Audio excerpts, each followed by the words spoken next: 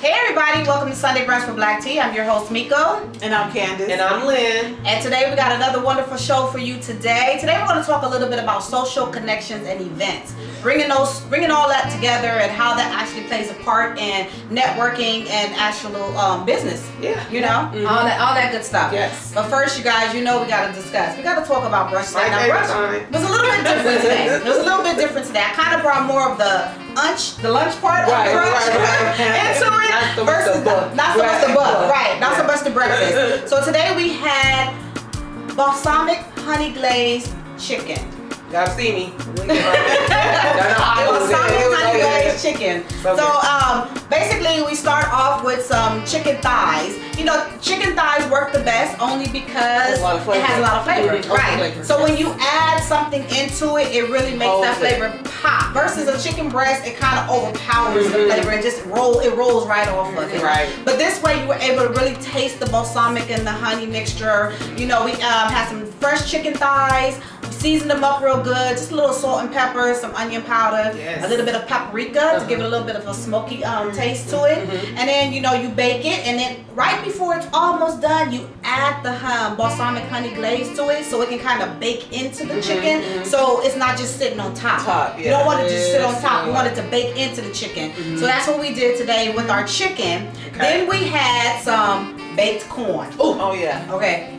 Explain that. Okay. Yeah. It's kind of like it's kind of like that southern, you know, corn pudding, but it's a little bit different. It's not as it's a little twist. It's not as mushy as the corn pudding is.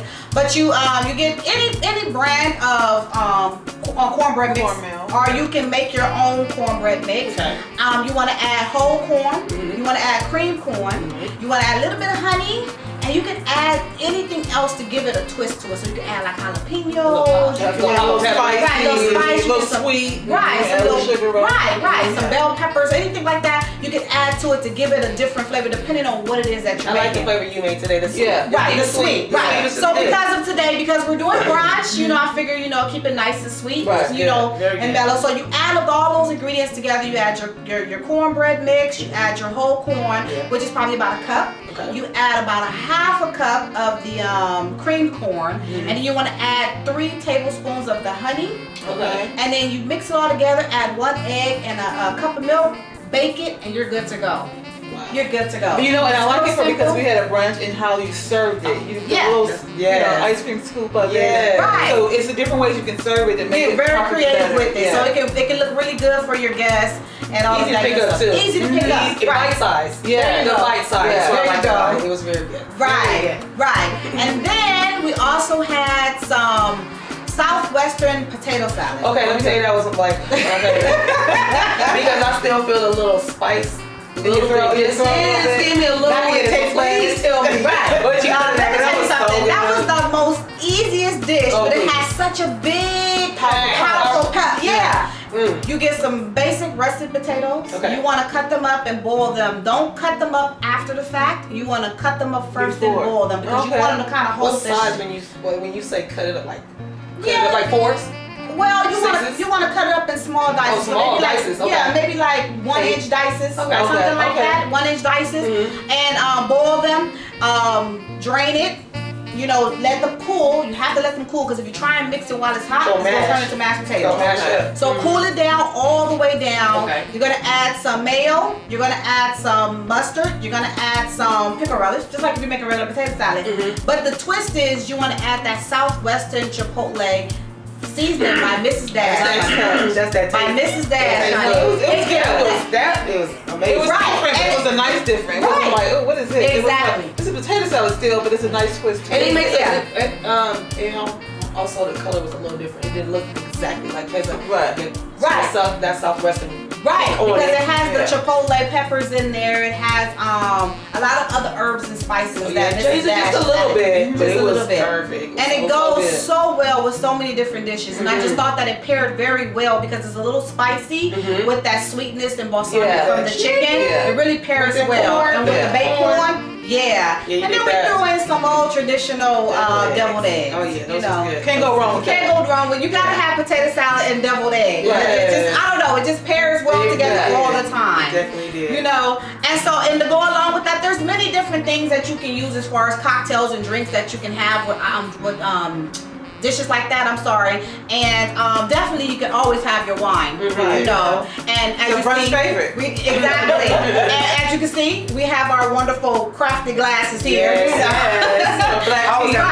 Right. Or you can definitely do a nice cocktail with it, or even have a nice cup of hot tea. Yes. You know, and here's another one of our glasses too. You know, our black tea glasses here. Yes. You know, so you can actually have different drinks or to go well with it. Yeah. So in any social environment, you can make any guest that you have feel comfortable. You don't want everybody to feel like they have to have a drink or they have to have a wine, or you don't drink, and they don't drink, or you know they want a cocktail or a glass of wine, and all you have is a teacup. So you want to make sure that you're able to provide different things for all of your guests. Everybody comfortable. Right, exactly. So we're gonna talk a little bit about getting into social environments, how we actually put it together, and what makes it, you know, click, and the pros and cons of, you know, putting together a social event today. Okay. All right, y'all? Yes. Okay. So let's get into it.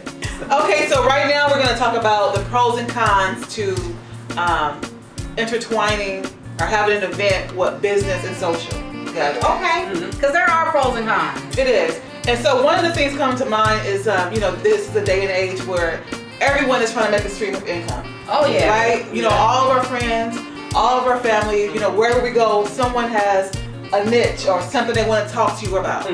And I would say that the con to that will be, I think, the business where it goes into network marketing. That's kind of like frowned upon with many people, and a lot of people don't want to do the network marketing thing. And so when you try to have a social event with your families and friends, and try to, you know, get them together, and then you pop up this network marketing, and they're like, oh, here we go again. I don't want to do no pyramid scheme. You know, and it's not necessarily all about that. And some of the network marketing really do make dividends, and you don't want to miss out on it. So and everything is not for everybody. Right. You know, so I mean, the con to that is that you do get a lot of, from my understanding and what I gather from people, is that you get a lot of pushback from those network marketing type of business, you know, deals. But when it comes to a niche market, to where you know, and it's a product or something that you're selling, or you know, a service that you can provide, people are usually interested. They're like, oh, and then I think that the con to that part of it is that a lot of times what we don't know, that because we think that our family and friends are not going to be on board, that we don't mention it, and then we shoot ourselves in the foot by not. And then we be like, oh, when you get together and maybe, you know, months down the road or years down the road, you're like, oh, I didn't know you did that too, because a person is just used to someone doing, you know, their daily 9 to 5, not knowing that they have a side hustle doing, you know, selling T-shirts or doing hair. Everybody got a side hustle. Everyone has to. If you don't, you should. You know what I mean? So I think that and so I think the pro to that is that we should let our family and friends know, and you should, you know, bring them up as often as needed. Because if a person don't know, they can't support you. That's true. You know? It sounds like a broken record. We don't care. And sometimes you just have to do that. You gotta sound like a broken record. Keep reiterating, keep telling the person, you know. That's the only way you can. That's the only way you can see. Exactly. So, what do you guys have to say about it? I mean, I think that is definitely important to make sure you know, include your friends and family. The con, one of my cons, I think, to that is that when you do include some of your friends and family, they don't want to support only because they don't want you to do anything better than what they're doing. Especially when you're starting off. It's like they hold you back. Or they want you to first make it before they support you. Like they want you to first be big before they support you. Well, I can get up before then. That's what we're family is supposed to be. Support you before the rocket take off. Exactly. Give you the gas for it. You know? Or they'll say, we'll support you. Can you give me this? Can you give me that? Versus saying, you know, how much do you charge for that? Like you know your shirts and stuff. Like you make shirts. And really nice shirts, because I have a couple, you know. But I'm saying, you make shirts and then your family comes over and like, oh, that's cute. Like, okay, let me have it. I was going to say that word, can I have? I can sell this shirt. You want it, you gonna buy it. Exactly. And I shouldn't have to tell you that, because this is my business. This is not nothing to do with we family, girl. You my sister, my cousin. Okay. Well, I got a business, girl. So and it's like I have to purchase the material. It wasn't free. So why do you get what I purchased for free? Exactly. Now if I'm giving it away, you know, because I give a lot of stuff away. I'll make stuff and I'll give a lot of stuff away. If I'm giving it away, that's one thing. But if I'm not giving it away, then you need to come first to me with the question of it don't make me feel bad about not giving it to you. Exactly. Let me offer that to you. Exactly. Yes. So I think that's kind of one of the cons that I have when it comes to, you know, dealing with, you know, in the social environment, dealing with friends and family as far as connecting with your business. So basically you're saying that it's almost better when you're not dealing with your friends and family. Sometimes so when you're at another kind of event that you don't really know everybody. Right. Somebody brought you to this party. So now you're networking because you feel more comfortable. You have something to speak about, talk about your business, and now that's what you're doing. Right. Unlike if it's your friends and your family, you start sounding like a broken record and you're not trying to. You're really trying to promote the business, help you. Help me be word of mouth. Help me. You know what I mean? Tell somebody. Even if it's just one person. Or click a like on YouTube. Right. So, you know, that's like tell somebody. Like don't just keep the information to yourself. Tell somebody. Let somebody know. That's what we know, and that's we speak about support and from family and friends. It's not always voluntary. It's not always because sometimes maybe they're just not interested in the product or the service you have to provide. But you can help by giving the word of mouth. So you know somebody who likes something I'm doing. Right. You know. But let's take the pro side of it. There are some pro side to it. You know, you do have family that will definitely have your back, support you, and really put you out there. You know, really want to work with you. Really want to see you grow. Or what can I do to help? Or what can I do to help? Right. So you do have those friends and family members that really have your best interest at heart. You know, and those are the ones that you really want to kind of like gravitate to. And thank you very much. Gravitate to and really, you know, put more into as far as your all and offering and giving them things because you know you're going to get it back. Right, and it comes with the territory. Not everyone's going to be on board. Right. And so my question is too is then when is it appropriate to suggest that? Because you mentioned, okay, if you're not doing an event, you know, a social event for yourself and inviting family, friends over, you know, are you going to an event that someone has invited you to? Is it appropriate if it's not a networking event? Is it appropriate to say, hey, you know I do X, Y, and Z? I'm building a business. It's appropriate at every moment of the day. It's always appropriate. I think so. Okay. I definitely think so. So, but because if you don't talk about it all the time, then because you're your own advocate. Yeah, absolutely. I am the ambassador of my business. Yes, that's why these braces in y'all. Okay, nobody got time to I feel that. I always feel like, okay, if I'm trying to promote myself, this is the best way. Let me put some braids on my hair. Exactly. Who did your hair? I did. I'm trying to tell you. So I'm a walking billboard. I'm trying to tell you. That's why there is no not good time. That's why we have glasses. Let me do a close up for you guys. You see that? I really like that. This is a Black Girl Magic mug. And this is a girlfriend's mug. Well, that's a mug. That's not a mug. Glass. I'm sorry, a wine glass. Wine glass. See what the wine do to you? I see what the wine do to y'all. Y'all keep this tea in this little one. Don't mess with that wine over there. So we do it all. We do it all. You know, see, promote my business every chance. Every chance I get. As I flip my brace back. Right. You know. And again, if you like anything you see on this table, make sure leave a comment down below. We can get it right there too. You are going to our website at www.blacktcomplete.com. Place your order. Okay. Just had to get that out there real quick. I'm gonna do it again at the end. Do it again at the end. All right, guys. So here's what I really want to talk about. I kind of want to talk about the you know, merging the two worlds together. And when I say the two worlds, I mean the social events and business events coming together. How do you get people interested in coming to a social event that's for business? Do you get what I'm saying? I think people are like-minded and business-minded. That because a lot of people are, like I said, are trying to hustle, are looking for streams of income. And if they don't have one, they're interested to see what's going on, what they can find their niche in. So, like you said, if you have friends and family who don't have their own business or, you know, but are thinking about it, they are more prone and likely to want to interested in doing it. Right, and it's a social, right?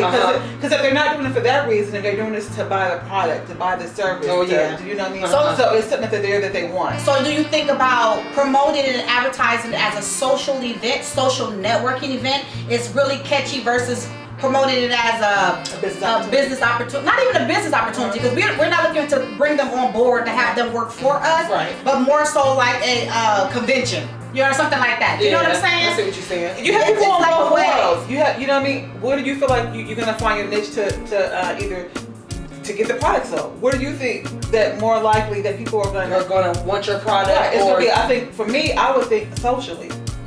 I think so too. I think so. If you advertise as a social event, people are wanting to come out because they're thinking, oh, it's gonna be cocktails, you know, wine, food, product, music. Nothing wrong with that, though. Nothing's wrong with that. It's not.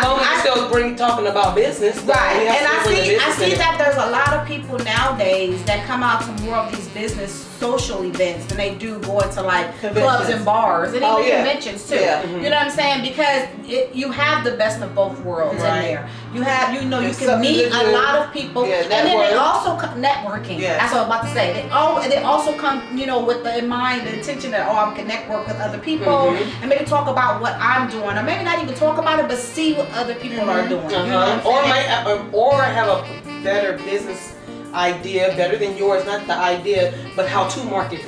How to get it out there. How to help you market, right? A little bit better. Right. So I think merging the two worlds together is a really positive thing. Yeah, I mean, more positive than negative. Well, I don't see a negative to it at all. Like you said, it's a positive thing to do, and I do see it being done more. Yeah, I do.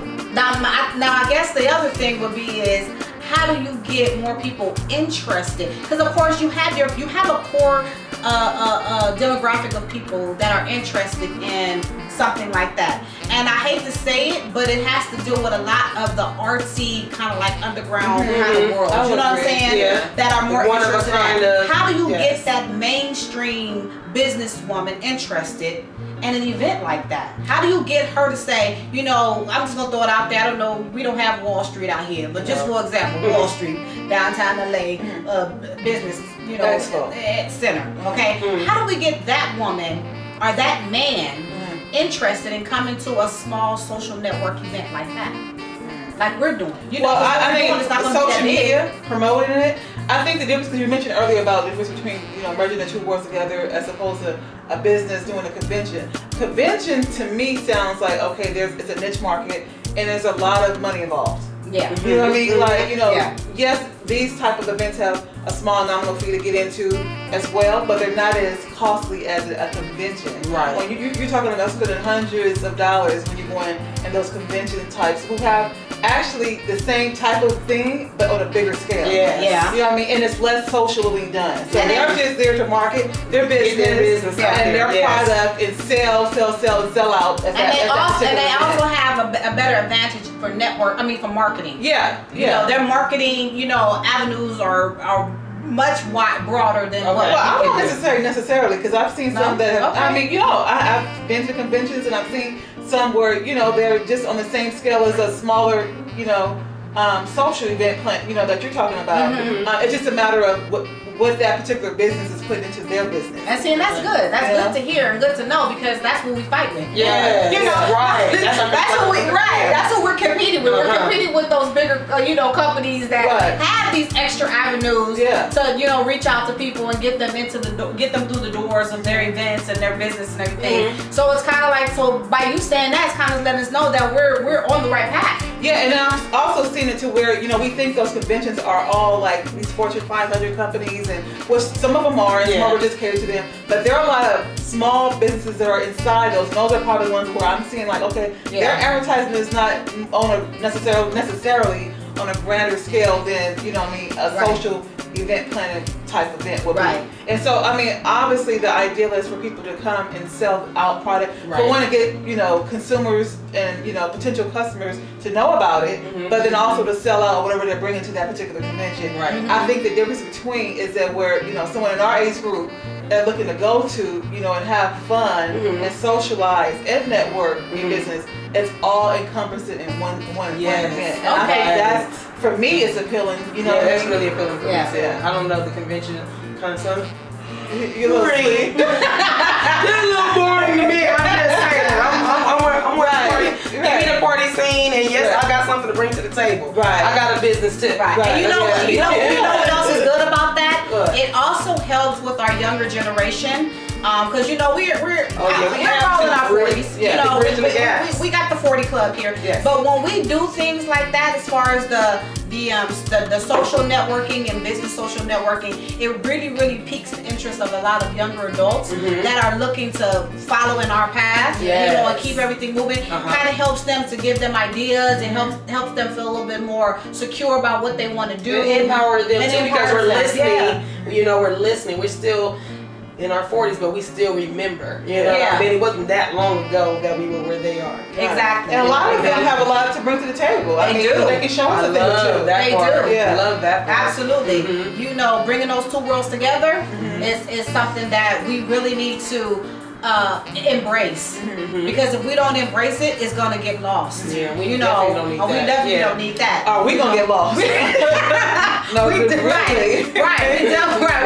gonna get lost. So we need to keep it going. And not only that, we need to inspire our younger adults to, you know, to create more, and invent more. You know what I'm saying? You know, because if we don't, like we just said, we're gonna lose it, and it's gonna be still weighing on us to keep everything moving, and they're gonna get just swept away, by the wayside. So with technology and all those things. And they gotta help us with this technology, because we learn it, and that's what they can play. I know my little kids all the time with my technology, so that's exactly right. That they know what they're doing, and comes so second nature to them, and we're like really still, does it have some direction or instructions that I can use? And we learn a lot from our younger generation, you know, so bringing them into this world, and as far as the business and social networking, and trying to help them and guide them and listening to them, definitely is going to be like a key factor in us being successful as well. You know, continuing our success, because we depend on them to keep us going. And they depend on us. Because they're looking up at us. Looking up to us, looking up at us. You know, so it's one without the other. We both need each other. Exactly. Need each other. And but we need to make sure we do it in a positive way though. We need to make sure that we're setting the example, that we're setting the example and the trend as far as keeping it moving and being successful and paying it forward. But we have to make sure that we're giving them the opportunity to grow on their own. It can't always be what we think they should do or what we feel. Or getting their input. You know what I mean? We're here to advise you. We're here to support you and guide you. But it's definitely your thing, your path, and your struggle. Exactly. And trust, you're gonna have some struggles, but it's up to us to pick them up out of the straps. You gonna be all right. You pat them on the back. Gonna be all right. Exactly. So when we have these events, these social networking events and all the stuff like that, we definitely want to make sure we keep connecting with our younger generation. Asking what they're doing, how they're doing. Invite them out and hey, And you mentioned one of the things earlier is that we talked about was the social media part. I think that is definitely a big part to where the youngsters can come in and advise us, because we might have the know-how as far as the back of the house business, how it's to be ran, how to do the operations of it, but with promoting it, I think that's what we lack. Our demographic, they got that on lock. Our demographic, I mean, as far as pushing a product or what they believe in, like if they believe in Kim Kardashian, you see how it goes, so So all right then. Well, we're gonna talk about these young kids and making some good connections. Okay, so we actually already talked about bringing the two girls together. Yes. Sometimes I told y'all I get a little tied up here. It's okay. We can It's my hot tie. But now I think it's important for us to talk to our guests, our viewers, about actually putting a successful event together. Yes. You know, a lot of people think it's real easy to just put an event together. You know, and then they don't realize that they're missing a lot of things or how hard it is until they actually get into it and they're in the moment and the event's going on. They're like, oh my goodness, I forgot this, I forgot that. We don't have this, we don't have that. Yes. And you're running around at the last minute trying to get it together. A couple of episodes ago, we did kind of talk about it. We talked about black tea, but putting together a social event that's actually going to, you know, pique the interest of wiser people. We ain't old, honey. Right, no. Okay. Wiser people. I like that. And the younger generation. You know, keeping them entertained at this one event. Right. You know, that's always a challenge. You know, but if you mixing things together, you want to make sure that there's a flow. Right. There's a flow from music to the vendors you have on hand, to the atmosphere itself, like as far as the location, you know, you want to make sure that there's a flow that actually has a little bit for everybody. Right. You know, if you do something that's only geared towards one type of genre, you know, only one genre, be happy. Exactly, and that's not what you want. You want your event to be full. You don't want it to be empty. Right. It's no fun when somebody walks in and walks out. Oh, right. That's not a good thing. Unheard of. Exactly. At least with black tea. Exactly. Such a thing. Exactly. So, you know, I really think it's important to, before you do anything, and people always do this the wrong way. They always say, oh, I think I like this place, I like that place, I want to do this, I want to do that, and I want this kind of tablecloth, and I want... What's your budget? I'm sorry, that's funny. You ain't talking about how much money you gonna spend, but you got a whole What's your budget? Okay. Oh, well, we're not gonna worry about that right now because we wanna. No. What's your budget? You wanna always, no matter what, start off with your budget, and you wanna start off with your max budget. Okay. You see what I'm saying? It's easy to scale down than it is to go up. Yes. And you have more to go up. So if you have your max budget and you plan an event for your max budget and you realize, oh, I don't need X, Y, and Z. Oh, you saving money. You're saving money. You're saving money off the top. But if you say, oh, I think about $2,000, but your ideas are $4,000, that's not good. Yeah. That's not good. So you start with a budget first and you build your event into your budget. Because you know what you're working for. You can break down this pie.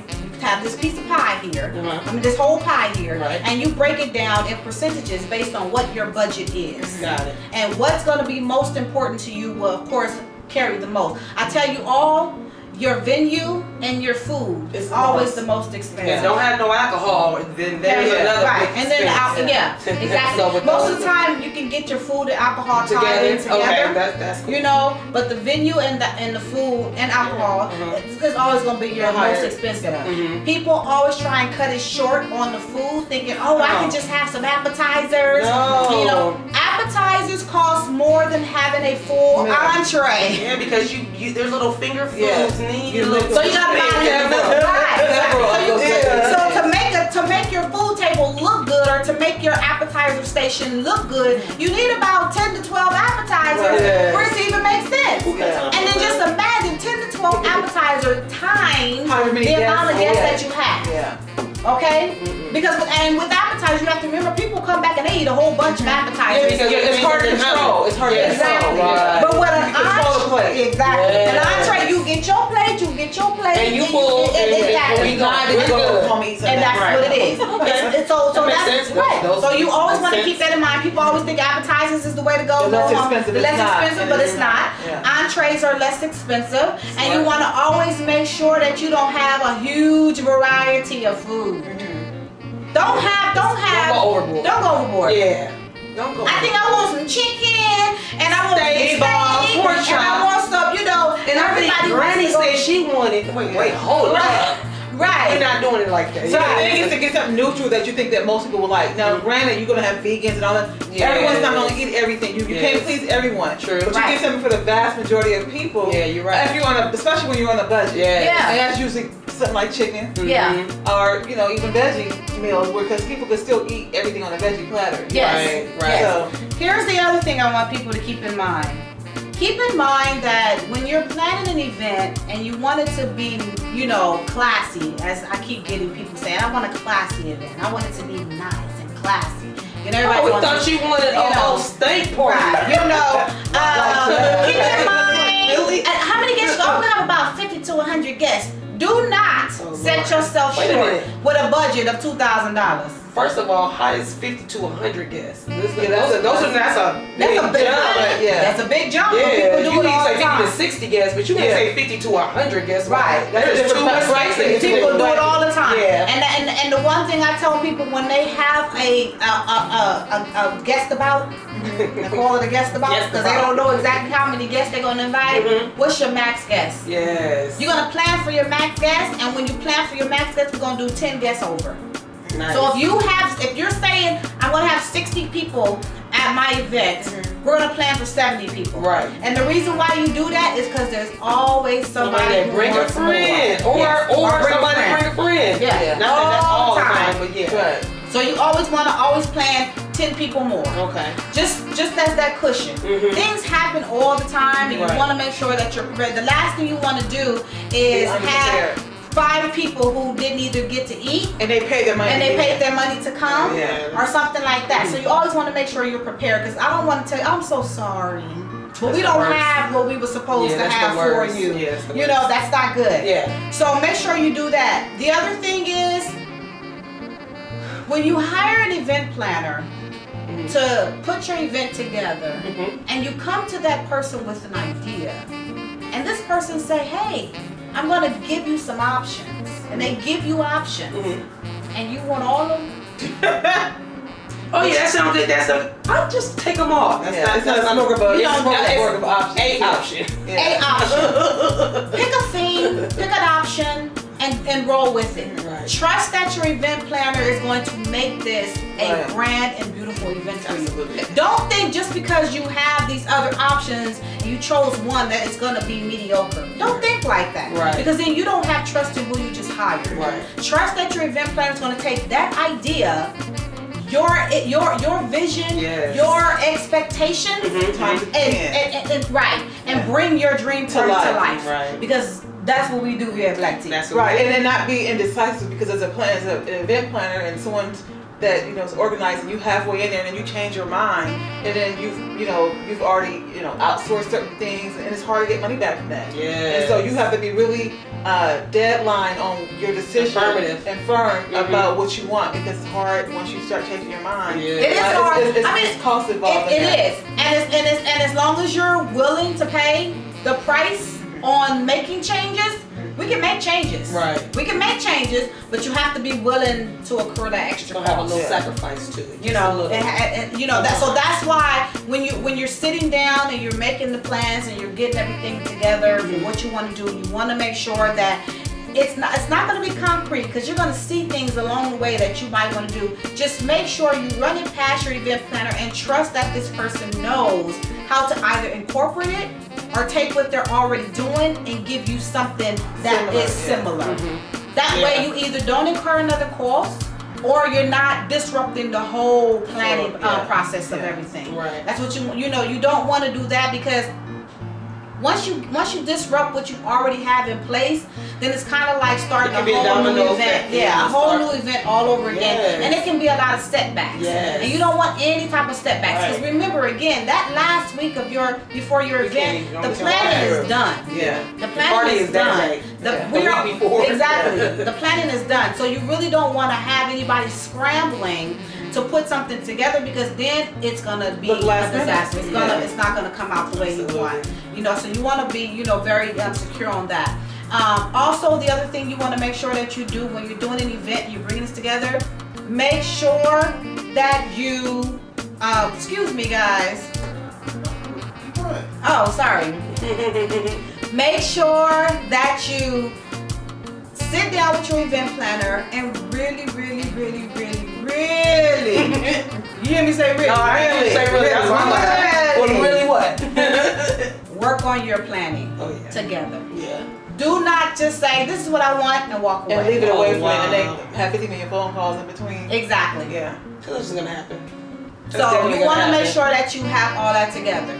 You know what I'm saying? It's very important. Right. So, I mean, it comes with a lot of pros and cons. We have, you know, a lot of fun doing it though. Yeah. I enjoy doing it. I think I get like a burst of energy. Yeah, you do. I'll be over there. Yes. When it's go time, it's go time. And not only that, you just, for me, watching you, you always feel like it's your event. Like it's almost like it's your event. Yes. And you take it on that it's gonna be my party, my friends, and I want my friends to, it has to be and I love perfect. that you're so prideful. Very prideful. Very prideful. But before we go, you guys, first I want to say, make sure you guys subscribe and like this. If you like what you saw today, please subscribe to our channel. Yes. Please hit the like button and actually share it. Share it with everybody that you know so they can get the opportunity to meet the Black Tea team and join us every Sunday for Sunday brunch as well. But I want to show you guys a few more things. Can I have my Vanna White here today? Yes. Can you? We just have something. I did this for Mother's Day, and I just thought this was really cute. It's just a little sign that you can do. Actually goes this way, guys. It's just a little sign, so you know we can use things like this to if you're getting married or having a birthday party or any type of event, and you can actually put whatever something you like on there. Yeah. You know. And it's glass. It's glass. It can be done in wood and anything that you like. So things like this, and then you know I showed you a couple of mugs today. We're gonna show you a few more mugs. Let me see these mugs here. This mug here is really cute. I thought this was darling. I thought this was darling when I was creating it. It says Black Beauty. Yeah, it's very cute. TEA. You see the heart? You see the heart? And you see the heart? That's my favorite part. That's really cute. And then we also have another mug here. Tea party. Tea party. Anybody having tea party? Yeah, and she's cute too though. She got a little flower in her hair. See that? And a little bling bling. And a little bling on her hair. She's cute. Yeah, so we have a lot of things, and I'm gonna continue. Here you go. Thank you, darling. Thank you, Vanna. I'm gonna continue to show you things on all of our different episodes on what we have to offer and what we can do for you. And you can always go to the website at www.blackteacomplete.com. Send us a message, place an order, and let us know what it is that you like. Yes. I want to thank you guys for joining us today. We always have fun. Yes, we do. We sit at the Black Tea table and chat, and guess what, guys? We're going to have some young men coming up on our show. Cannot wait. It's not all about women. We're going to talk to some of our men too. Right. So stay tuned, and we'll talk to you soon. So until then, let's connect and let's network. Bye.